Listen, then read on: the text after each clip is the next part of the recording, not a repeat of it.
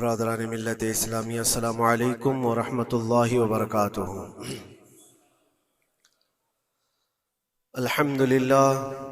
अल्हम्दुलिल्लाहिल हन्नानिल mannan अल्लज़ी खलक़ल इंसाना व अल्लमहुल बयान वस्सलातु वस्सलामु अला रसूलिही सय्यिदिल इंसी वल जान व अला आलिही व अस्हाबिही ज़विल खैरि वल इहसान, अम्मा बअद। फ़अऊज़ु बिल्लाहि मिनश शैतानिर रजीम, बिस्मिल्लाहिर रहमानिर रहीम। वजाहिदू फिल्लाहि हक़्क़ जिहादिही हुवा इज्तबाकुम वमा जअल अलैकुम फिद्दीनि मिन हरज इला आखिरि हाज़िहिल आया। सदक़ल्लाहु मौलानाल अज़ीम। बारगाह रिसालत मुआब सल्लल्लाहु अलैहि वसल्लम में दुरूद पाक का हदिया पेश करें। अल्लाहुम्मा सल्लि अला सय्यिदिना व मौलाना मुहम्मदिन मअदनिल जूदि वल करम व आलिहि व अस्हाबिहिल किराम व इब्निहिल करीम व बारिक व सल्लिम सलातन दाइमतन सरमदन अबदा। गुफ्तगू के आगाज से पहले मैं एक ज़रूरी बात आपके सामने पेश कर दूं।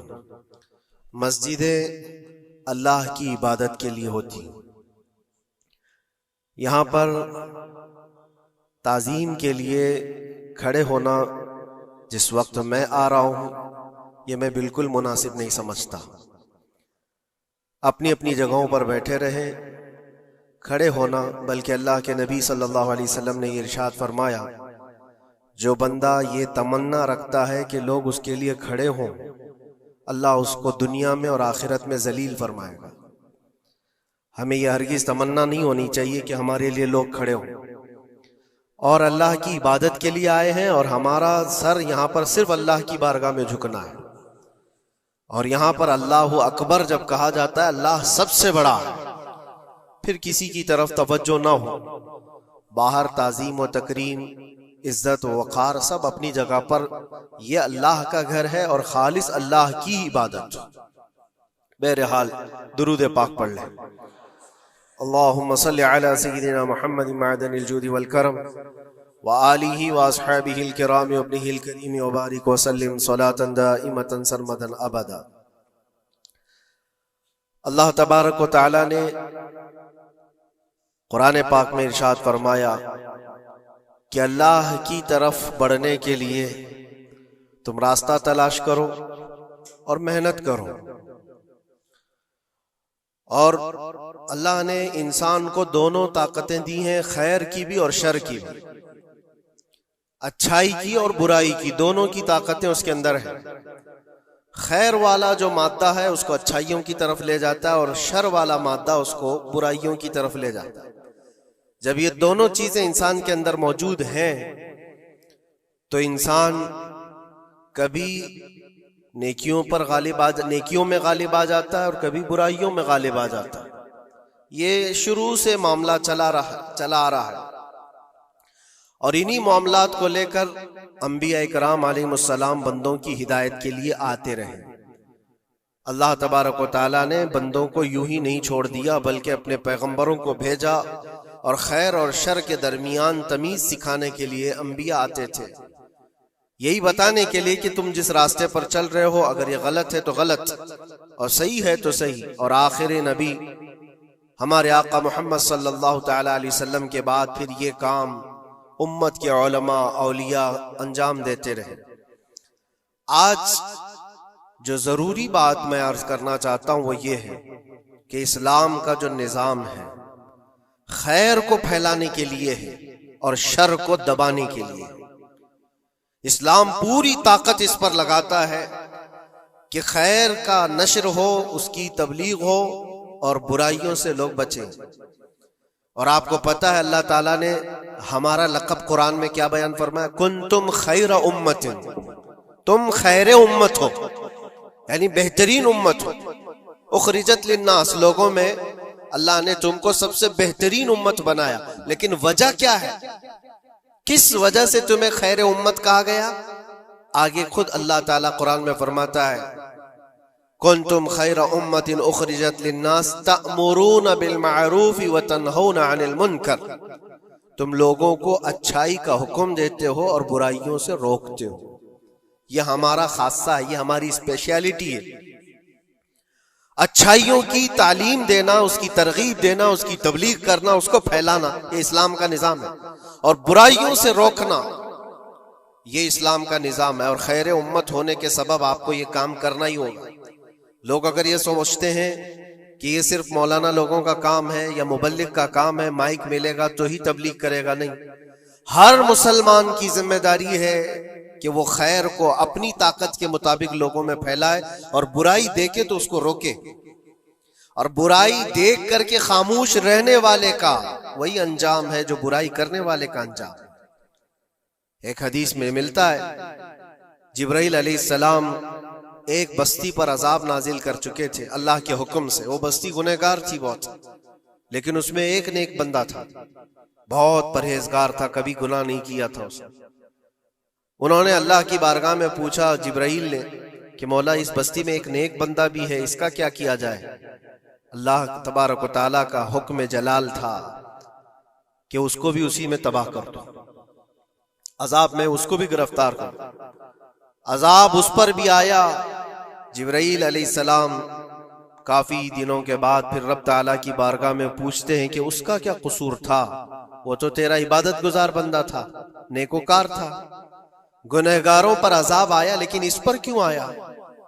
अल्लाह ने फरमाया वो नेक तो था, लेकिन उसकी आंखों के सामने बुराइयां होती तो इसको कुछ फर्क नहीं पड़ता था, ये देखता और खामोश रह जाता था। तो गुनाह करने वालों का और बुराइयों का अड्डा सजाने वालों का जो अंजाम है, वो देखकर खामोश रजामंदी रखने वालों का भी वही अंजाम होगा। इसलिए उम्मत की जिम्मेदारी है ये कि आप अपने इर्द गिर्द अगर बुराइयां देखें और गलत बात देखें तो उसको रोकें। और रोकने की आपके पास जैसी ताकत हो, जुबान से रोक सकते हैं, जुबान से, हाथ से रोक सकते हैं, हाथ से। ये दोनों की ताकत नहीं है तो दिल में बुरा जानकर उस जगह से उठ जाओ, उस जगह का बायकाट करो।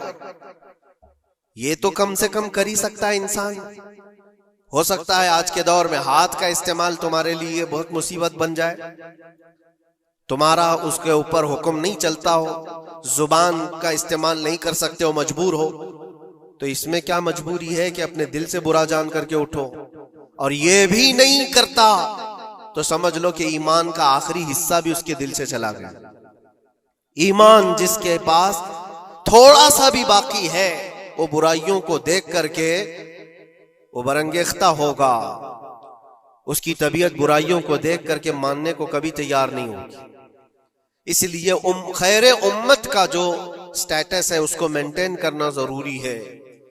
यही तो बात है मेरे अजीजों, हजार तरह की मुसीबतें आए हम पर, लेकिन हम उस मिशन को नहीं छोड़ सकते जो हमारे ईमान का हिस्सा है, जो हमारे ईमान का हिस्सा है।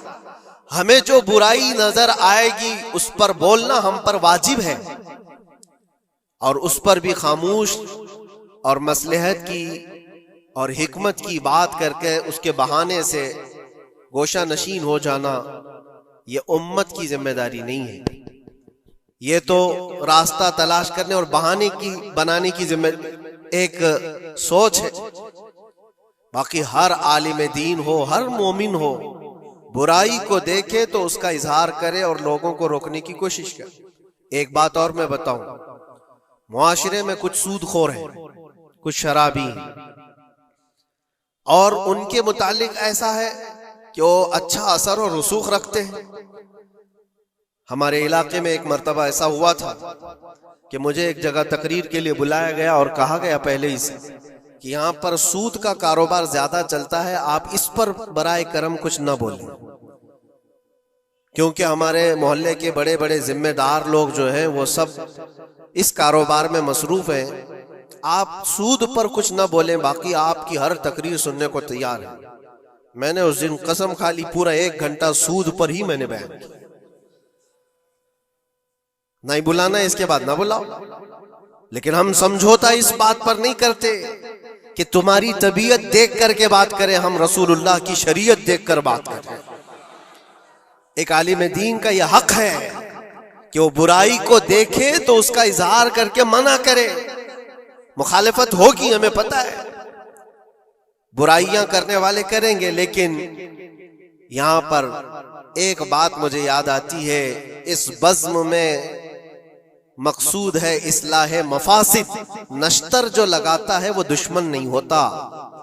डॉक्टर तुम्हारी फोड़ी को अगर काटता है चाकू से तो वो कातिल नहीं है, वो किलर नहीं है, वो तुम्हारे जिस्म से फोड़ी को काट रहा है, वो नासूर को निकाल रहा है। तुम्हारे अंदर बुराई को अगर हम रोक रहे हैं, बुरा थोड़ी देर के लिए लगेगा। इसीलिए मैं अक्सर एक जुमला कहता हूं, बुखार की दवा कड़वी होती है, निगल लो तो फायदा है। जाहिर सी बात है तुम्हारे अंदर कुछ बुराइयां हैं, अगर हमने उसको कहा, उंगली रखी, तो हो सकता है आप हमको उलमा की फहरिस्त से ही हटा देंगे, कहेंगे ये मौलाना ही नहीं है, ये आलिम ही नहीं है, क्योंकि तबीयत जल्दी किसी को एक्सेप्ट नहीं करती। बुराइयों से रोकना एक बहुत बड़ी जिम्मेदारी है। जानते हैं मक्का मुकर्रमा में सारे लोग हुजूर पाक सल्लल्लाहु तआला अलैहि वसल्लम के ऐसे फिदाई थे, ऐलान नबूवत से पहले की बात कर रहा हूं, हुजूर के अखलाक पर कोई उंगली नहीं उठा सकता था। जितनी अच्छाइयों का हुजूर ने हुक्म दिया सबको वो एक्सेप्ट करते थे, मानते भी थे, लेकिन जहां बुराइयों के लिए रोका कि ये गलत है, उसको एक्सेप्ट करने को तबीयत नहीं मानती। इतने सालों से हम करते आ रहे हैं, अभी आप आकर रोक रहे हैं, यही तो दुश्मनी शुरू हुई। और हम यहां पर इसी बात के लिए कहते हैं कि ये अल्लाह के नबी सल्लल्लाहु तआला अलैहि वसल्लम के फरामीन के मुताबिक और कुरान के मुताबिक एक बड़ा जिहाद है। बुराइयों से लोगों को बचाना, रोकना और अपने नफ्स को बचाना, यही जिहाद जिसके मुतालिक हदीस पाक में मिलता है, रजाना मिनल जिहादिल असगरी इलल जिहादिल अकबर। जो जंग होती है ना आमने सामने मैदानों में, इसको हुजूर ने फरमाया ये छोटा जिहाद है, और बुराइयों से लड़ना ये बड़ा जिहाद है। अपने नफ्स से लड़ना जो बुराइयों की तरफ हमें लेकर के जाता है, या बुराइयों से रोकना किसी को, ये बड़ा जिहाद है। मियां पहलवानी दिखाना, एक दूसरे को कुश्ती में पछाड़ देना, ये तो ताकत का खेल है, लेकिन किसी को बुराइयों से बाज लेकर के आ जाना, ये बहुत बड़ी ताकत का मुजाहरा करना होता है, बहुत बड़ी। अगर तुम्हारी जुबान से कोई बच गया बुराइयों से, तो समझ लो कि तुमने उसके साथ एक बहुत बड़ा कार्य खैर किया है। अल्लाह के नबी सल्लल्लाहु अलैहि वसल्लम फरमाते हैं हजरत अली से, या अली लअन यहदियल्लाहु बिका रजुलन खैरुल लका मिनद दुनिया व मा फीहा। ऐ अली, तुम्हारे जरिए से अगर एक आदमी भी सीधे रास्ते पर आया तो पूरी दुनिया कमाने से बेहतर है, तुम्हारे पूरी दुनिया से बेहतर है। एक आदमी अगर सीधे रास्ते पर आ गया तो इस्लाम का पूरा निजाम ये है, खैर की तरफ लोगों को बुलाना और शर से लोगों को रोकना। और ये जिम्मेदारी अगर कौम भूलती चली जाएगी तो ये कयामत की निशानियों में से ये भी है। हुजूर पाक सल्लल्लाहु तआला अलैहि वसल्लम ने इरशाद फरमाया, लोग अच्छाइयों का हुक्म देना छोड़ चुके होंगे, बुराइयों से रोकना बंद कर चुके होंगे, हत्ता कि इनके आंखों के सामने रास्तों पर जिना ऐसे होगा जैसे गधे जोड़ा खाते हैं, जानवर जिना करते हैं, इस तरह से इंसान इनके आंखों के सामने किया करेंगे और ये कुछ नहीं कहेंगे।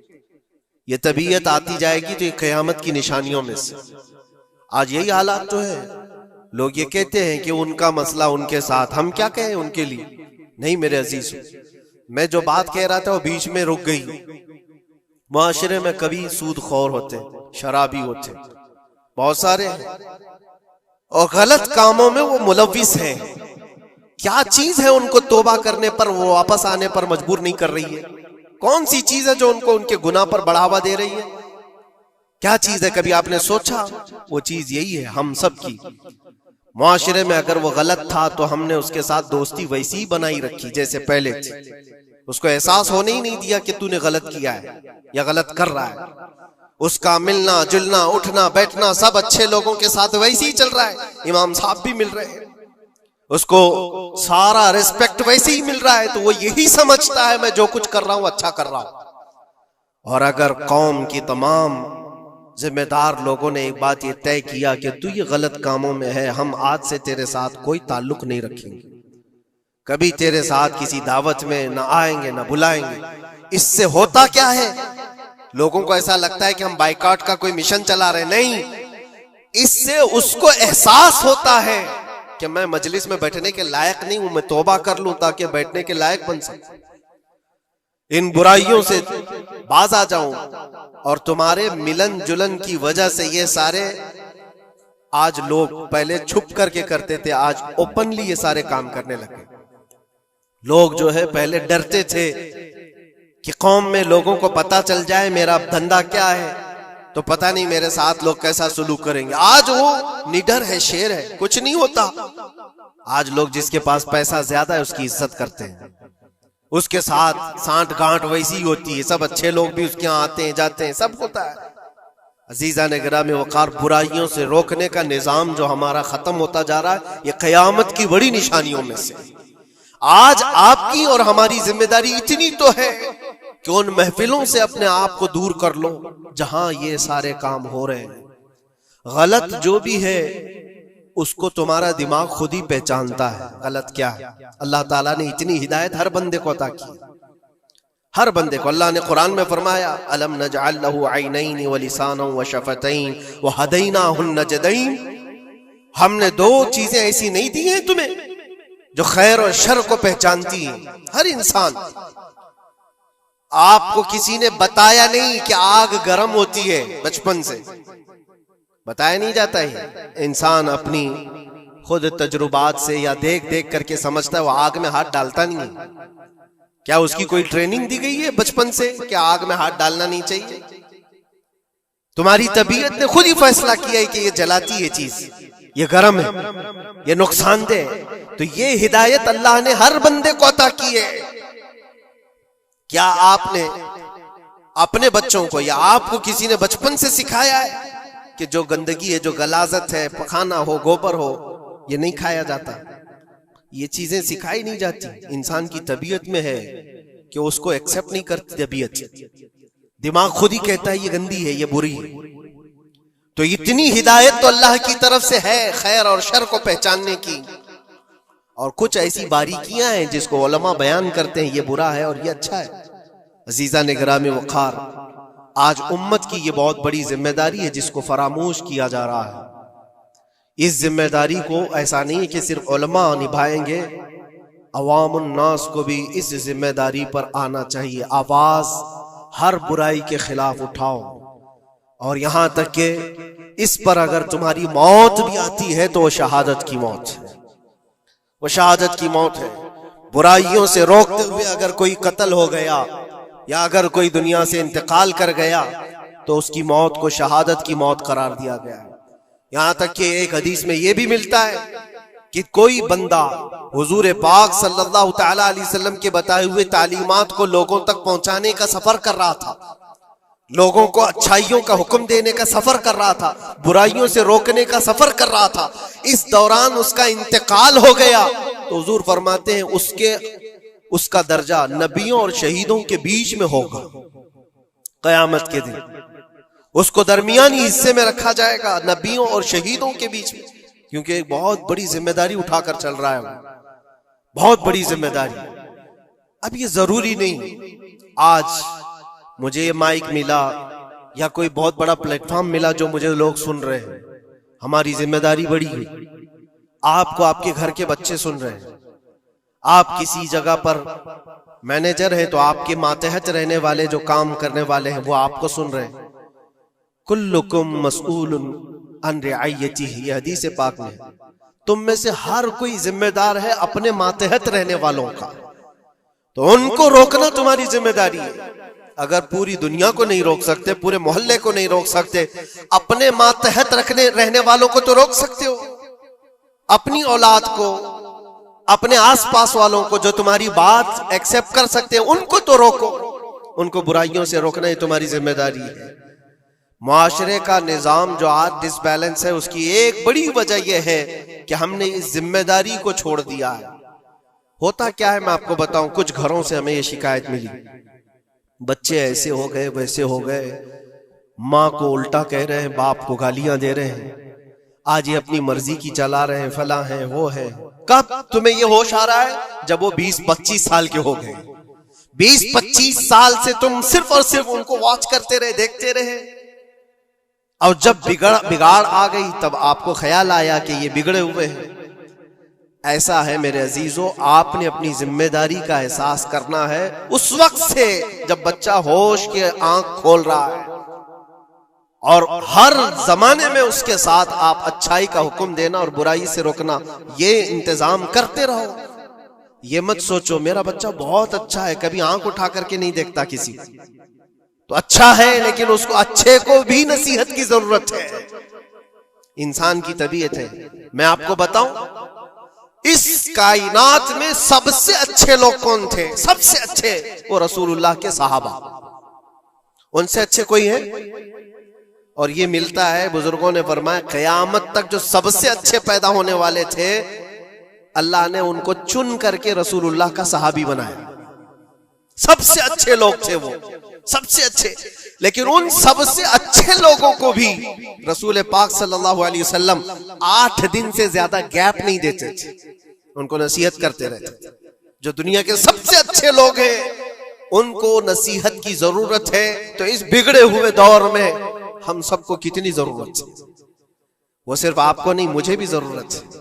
हम भी ढूंढने के लिए निकलते हैं किसी मशाइख के पास, बैठे वहां पर उनकी नसीहतें हमारे दिल पर असर करें।